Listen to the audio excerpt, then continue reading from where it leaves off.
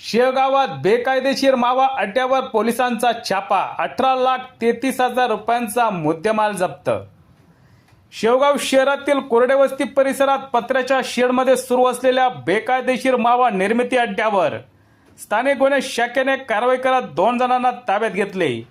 या कारवाईत मावा तयार करण्याच्या इलेक्ट्रिक मशीनसह सुगंधित तंबाखू, सुपारी चुरा, तयार मावा आणि 2 कार असा एकूण 18,33,000 रुपयांचा मुद्देमाल जप्त करण्यात आला आहे।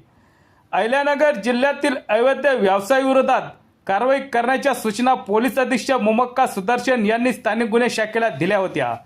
त्यानुसार पोलीस निरीक्षक संतोष मुटकुळे यांच्या मार्गदर्शनाखाली पथक अवैध धंद्याची माहिती घेत असताना शेवगावातील कोरडेवस्ती येथे मावा तयार करून विक्री केली जात असल्याची गोपनीय माहिती मिळाली।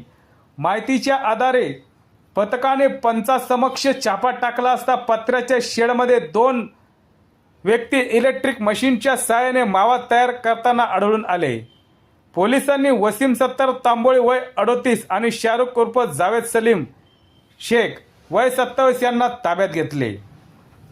यामध्ये 2 इलेक्ट्रिक मशीन किंमत 2 लाख रुपये, 65 किलो सुगंधित तंबाखू किंमत 65,000 रुपये, 80 किलो तयार मावा किंमत 1,60,000 रुपये, 800 किलो सुपारीचा चुरा 4 लाख रुपये, 30 किलो सुगंधित तंबाखू 15,000 रुपयांची, 5 किलो कलर 1,000 रुपयांचा, 2 वजन काटे 12,000 रुपयाचे, सेंट्रो कार 2,30,000 रुपयाचे, टाटा जेस्ट कार 7 लाख रुपये 50,000चा असा एकूण जप्त मुद्देमाल आहे।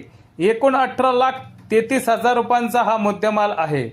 या प्रकरणी शेवगाव पोलीस ठाण्यात गुन्हा रजिस्टर नंबर 657/2026 अन्वये भारतीय न्याय संहिता 2023 मधील कलम 123, 223, 274, 275, 3-5 प्रमाणे गुन्हा दाखल करण्यात आला आहे। पुढील तपास शेवगाव पोलीस करत आहे।